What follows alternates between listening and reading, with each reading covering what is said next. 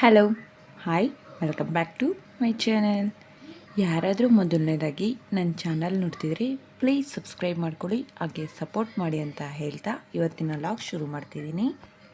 ಇವತ್ತಿನ ಲಾಗ್ ಏನಂದರೆ, ನಾನು ನಿಮಗೆ ಒಂದು ಸ್ಟೋರಿ ಹೇಳೋಣ ಅಂತ ಅಂದ್ಕೊಂಡಿದ್ದೀನಿ. ಆ ಸ್ಟೋರಿ ಏನಾದರೂ ನಿಮ್ಗೆ ಇಷ್ಟ ಆದರೆ ಒಂದು ಲೈಕ್ ಮಾಡಿ, ಹಾಗೆ ಸಬ್ಸ್ಕ್ರೈಬ್ ಮಾಡ್ಕೊಳ್ಳಿ. ಏನಂದರೆ ಸ್ಟೋರಿ, ಒಂದು ಊರಲ್ಲಿ ಒಬ್ಬ ರಾಜ ಇರ್ತಾನೆ. ಆ ರಾಜ ಬೇರೆ ಬೇರೆ ಸಣ್ಣ ಸಣ್ಣ ರಾಜ್ಯಗಳು ಇರುತ್ತಲ್ಲ, ಆ ರಾಜ್ಯಗಳನ್ನೆಲ್ಲ ಸೋಲಿಸ್ಬಿಟ್ಟು ಅವ್ರನ್ನೆಲ್ಲ ಸಾಯಿಸ್ಬಿಟ್ಟು ಅವನ ಕಂಟ್ರೋಲಲ್ಲಿ ಇಟ್ಕೊಳ್ತಿರ್ತಾನೆ. ಆ ಥರ ಇರ್ತಾನೆ. ಬಟ್ ಒಬ್ಬ ಯಂಗ್ ಮ್ಯಾನ್ನ ನೋಡ್ತಾನೆ ಆ ಬೇರೆ ರಾಜ್ಯಗಳು ಇರುತ್ತಲ್ಲ, ಸಣ್ಣ ಸಣ್ಣ ರಾಜ್ಯಗಳು ಅದರಲ್ಲಿ. ಬಟ್ ಆ ರಾಜುಗೆ ಅವನು ಸಾಯಿಸೋದಕ್ಕೆ ಮನಸ್ಸಾಗಲ್ಲ. ಬಿಕಾಸ್ ಅವನೊಂದು 25-30 ಆ ಏಜಲ್ಲಿರ್ತಾನೆ. ಇವನು ಸ್ವಲ್ಪ ಹೆಂಗಾಗಿದ್ದಾನೆ, ಇವನು ನಾನು ಏನಕ್ಕೆ ಸಾಯಿಸಬೇಕು, ಇವನು ಟ್ಯಾಲೆಂಟೋ ಅಥವಾ ಟ್ಯಾಲೆಂಟ್ ಅಲ್ವೋ ಚೆಕ್ ಮಾಡಿಬಿಟ್ಟು ನಾನು ಇವನು ಸಾಯಿಸೋಣ ಅಂತ ಅಂದ್ಕೊಳ್ತಾನೆ. ಅವಾಗೆ ಆ ರಾಜು ಇರ್ತಾನಲ್ಲ, ಆ ರಾಜು ಏನಂತ ಹೇಳ್ತಾನೆ ಅಂದರೆ, ಅವನಿಗೆ ಈ ಹೆಣ್ಮಕ್ಳು ಇದು ವುಮೆನ್ ಅನ್ನೋದು ಯಾರು ಇರ್ತಾರೋ ಅವ್ರಿಗೆ ನಾವು ಏನು ಮಾಡಿದ್ರೆ ಅವರು ಸ್ಯಾಟಿಸ್ಫೈ ಆಗ್ತಾರೆ, ಅವರು ಸಂತೃಪ್ತಿಯಾಗಿರ್ತಾರೆ ಅಂತ, ಅದನ್ನು ಏನು ಕೊಟ್ಟರೆ ಅವ್ರು ಸಂತೃಪ್ತಿಯಾಗಿರ್ತಾರೆ ಅಂತ ತಿಳ್ಕೊ ಅಂತ ಹೇಳ್ತಾನೆ. ಸರಿ, ಇದಿಷ್ಟೇ ತಾನೇ, ನಾನು ಹೋಗಿ ತಿಳ್ಕೊಂಡು ಬರ್ತೀನಿ ಅಂತ ಹೇಳ್ಬಿಟ್ಟು ಅವ್ರ ಊರಿಗೆ ಹೋಗ್ತಾನೆ. ಅವನು ಯಾರು ಹೆಂಗೆ ಅಡಲ್ಟ್ ಇರ್ತಾನಲ್ಲ ಅವನು. ಆವಾಗ ಊರಿಗೆ ಹೋಗ್ಬಿಟ್ಟು ಒಬ್ಬ ಬೆಸ್ಟ್ ಫ್ರೆಂಡ್ ಒಬ್ಬ ಇರ್ತಾನೆ ಅವನಿಗೆ. ಆ ಫ್ರೆಂಡ್ ಹತ್ರ ಕೇಳ್ತಾನೆ, ಈ ವುಮೆನ್ಗೆ ಏನು ಕೊಟ್ಟರೆ ಸ್ಯಾಟಿಸ್ಫೈ ಆಗ್ತಾರೆ, ಅವರು ಸಂತೋಷವಾಗಿರ್ತಾರೆ ಅಂತ. ಅವಾಗ ಅವನು ಹೇಳ್ತಾನೆ, ನನಗೆ ಗೊತ್ತಿಲ್ಲ ಅದೇನು ಅಂತ ಹೇಳ್ತಾನೆ. ಸರಿ ಬಾ, ನಾವು ಹೋಗಿ ಎಲ್ಲರನ್ನೂ ವಿಚಾರಿಸ್ಬಿಟ್ಟು ತಿಳ್ಕೊಂಡು ಬರೋಣ ಅಂತೇಳ್ಬಿಟ್ಟು ದೊಡ್ಡವ್ರನ್ನ ಎಲ್ಲ ಕೇಳ್ತಾರೆ. ಬಟ್ ಅವ್ರು ಹೇಳ್ತಾರೆ, ನನಗೇನು ಗೊತ್ತಿಲ್ಲ ಅಂತ ಇದೇ ಥರ ಹೇಳ್ತಿರ್ತಾರೆ. ಹಿಂಗೆ 6 months ಕಳೆಯುತ್ತೆ, ಯಾರನ್ನೂ ಕೇಳಿದ್ರು ಏನು ಹೇಳ್ತಾ ಇರಲ್ಲ ಅವರೆಲ್ಲನ.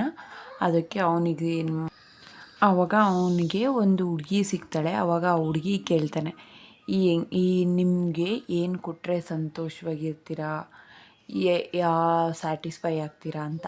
ಬಟ್ ಆವಾಗ ಹುಡುಗಿ ಹೇಳ್ತಾಳೆ, ನನಗೂ ಗೊತ್ತಿಲ್ಲ, ಒಬ್ಬ ಎಡಾರಿನಲ್ಲಿ ಒಂದು ಹುಡುಗಿ ಇದ್ದಾಳೆ, ಅವರು ಯಾಗ ಮಾಡ್ತಿರ್ತಾಳೆ, ಅವಳನ್ನೋಗಿ ಕೇಳ್ರಿ ನಿಮಗೆ ಆನ್ಸರ್ ಸಿಗುತ್ತೆ ಅಂತ ಹೇಳ್ತಾಳೆ. ಸರಿ ಅಂತ ಹೇಳಿಬಿಟ್ಟು ಹೋಗೋಣ ಅಂತ ಹೇಳಿ ಹೋಗ್ತಾನೆ. ಆ ಹುಡುಗಿ ನೋಡೋದಕ್ಕೆ ರಾಕ್ಷಸಿ ಅಲ್ವಾ, ಆ ಹುಡುಗಿ ನೋಡೋದಕ್ಕೆ ತುಂಬ ಕೆಟ್ಟದಾಗಿರ್ತಾಳೆ. ನೋಡಿಬಿಟ್ಟು ಇವರಿಬ್ಬರಿಗೂ ಭಯನೇ ಆಗೋಗ್ಬಿಡುತ್ತೆ. ಸೊ ಅವಳು ಇವನೇನಾದರೂ ಆನ್ಸರ್ ತಿಳ್ಕೊಂಡಲ್ಲೇ ಹೋದರೆ ಅಲ್ಲಿ ರಾಜು ಸಾಯಿಸ್ತಾನೆ.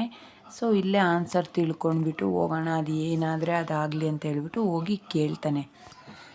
ಆವಾಗ ಹೋಗಿ ಕೇಳಿದಾಗ ಆ ರಾಕ್ಷಸಿ ಆಗಿರುತ್ತಲ್ಲ ಆ ಹುಡುಗಿ, ಅವ್ರು ಹೇಳ್ತಾರೆ, ನಾನು ನಿನಗೆ ಸಮಾಧಾನ ಹೇಳ್ತೀನಿ, ಬಟ್ ನಿನ್ನ ಫ್ರೆಂಡನ್ನ ನನಗೆ ಕೊಟ್ಟು ಮದುವೆ ಮಾಡು, ಆವಾಗ ನಾನು ನಿನಗೆ ಸಮಾಧಾನ ಹೇಳ್ತೀನಿ ಅಂತ ಹೇಳ್ತಾರೆ. ಅವರು ರಾಕ್ಷಸಿ ಆಗಿರ್ತಾರಲ್ಲ ಅವರು. ಆವಾಗ ಇವನೇನು ಹೇಳ್ತಾನೆ, ನನ್ನ ಫ್ರೆಂಡನ್ನ ನಾನು ಸತ್ತೋದ್ರೂ ಪರವಾಗಿಲ್ಲ, ನಾನಂತೂ ನಾನು ಈ ಥರ ಕೆಟ್ಟ ಕೆಲಸನೂ ಮಾಡಲ್ಲ ಅಂತ ಹೇಳಿಬಿಟ್ಟು ಬಾ ವಾಪಸ್ ಹೋಗೋಣ ಅಂತ ಫ್ರೆಂಡ್ ಕರೀತಾ ಇರ್ತಾನೆ. ಬಟ್ ಫ್ರೆಂಡ್ ಆ್ಯಕ್ಸೆಪ್ಟ್ ಮಾಡಲ್ಲ. ಸರಿ, ನಾನು ನಿನ್ನ ಮದುವೆ ಆಗ್ತೀನಿ, ಅದೇನು ಅಂತ ಹೇಳೋದಕ್ಕೆ ಸಮಾಧಾನ ಅಂತ ಹೇಳ್ತಾನೆ ಫ್ರೆಂಡು. ಆವಾಗ ನಾನು ಇವಾಗ ಹೇಳಲ್ಲ, ನಾನು ಮದುವೆ ಆಗಿ ಫಸ್ಟ್ ನೈಟ್ ಆಗುತ್ತಲ್ಲ ಆವಾಗ ಹೇಳ್ತೀನಿ ಅದನ್ನು ಅಂತ ಹೇಳ್ತಾಳೆ. ಅವಳು ರಾಕ್ಷಸಿ ಥರ ಇರ್ತಾಳಲ್ಲ ಅವಳು. ಆವಾಗ ಸರಿ ಅಂತ ಹೇಳಿ ಮದುವೆ ಆಗ್ತಾನೆ ಅವ್ರ ಫ್ರೆಂಡು. ಮದುವೆ ಆದಮೇಲೆ ಆವಾಗ ಹುಡುಗಿ ಬರ್ತಾಳೆ ರೂಮ್. ಆ ಹುಡುಗಿನ ನೋಡಿಬಿಟ್ಟು ತುಂಬ ಆಶ್ಚರ್ಯ ಬಿಡ್ತಾನೆ. ಎಷ್ಟು ಚೆನ್ನಾಗಿ ಒಳ್ಳೆ ಏಂಜಲ್ ಥರ ಇರ್ತಾಳೆ ಹುಡುಗಿ ನೋಡೋದಕ್ಕೆ.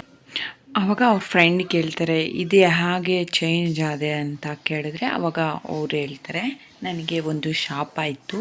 ಆ ಶಾಪ ಏನಂದರೆ, ಯಾರು ನನ್ನ ಕಡೆಯಿಂದ ಏನು ಎಕ್ಸ್ಪೆಕ್ಟೇಷನ್ ಸಿಕ್ಕಳ್ದಲೇ ಮದುವೆ ಆಗ್ತಾರೋ ಅವ್ರ ಹತ್ರ ಇಂದ ನಾನು ಅವ್ರು ನನ್ನ ಮದುವೆ ಆದರೆ ನಾನು ಈ ಥರ ಆಗೋಗ್ಬಿಡ್ತೀನಿ, ಆ ಶಾಪ ನನಗೆ ಹೋಗ್ಬಿಡುತ್ತೆ ಅಂತ ಹೇಳಿ.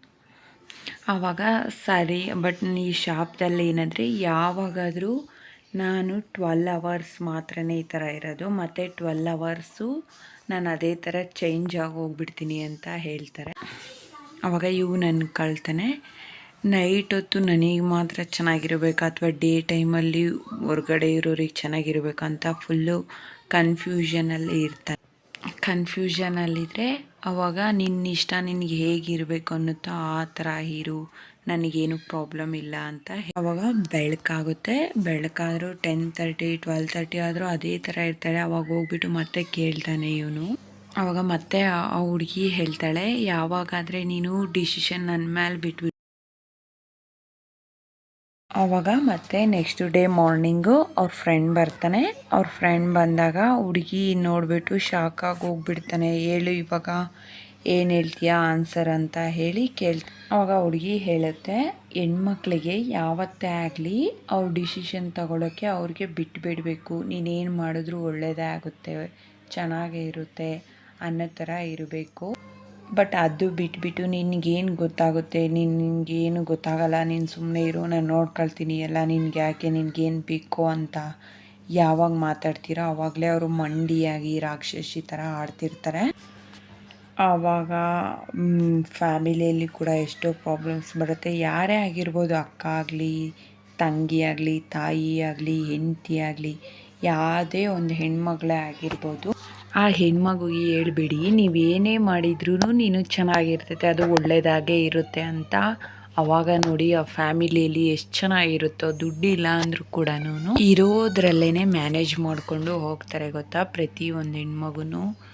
ಆ ಹುಡುಗಿಗೆ ಯಾವಾಗಾದರೂ ನೀವು ಅಂದರೆ ನಿನಗೇನು ಗೊತ್ತಾ ಆ ಥರ ಎಲ್ಲ ಮಾತಾಡೋಕೆ ಹೋಗ್ತೀರ, ಅವಾಗ ಅವರು ಒಂಥರ ಮಾರಿ ಅಂತಾರಲ್ಲ, ರಾಕ್ಷಸಿ ಆ ಥರ ಹೋಗ್ಬಿಡ್ತಾರೆ. ಅವರಷ್ಟೇ ಮುಟ್ಟಾಗಿಂದನೂ ಅವರು ಒಬ್ಬರು ಕಂಟ್ರೋಲಲ್ಲಿ ಬರ್ತಾನೆ ಇರ್ತಾರೆ. ಸೊ ಅದಕ್ಕೆ ಅವರು ಆ ಥರ ಬಿಹೇವ್ ಮಾಡ್ತಿರ್ತಾರೆ.